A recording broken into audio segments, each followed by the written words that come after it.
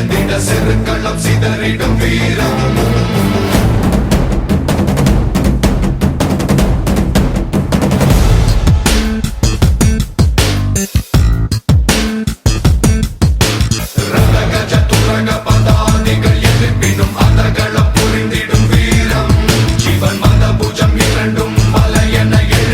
செருக்களம் சிதறிடும் வீரம்.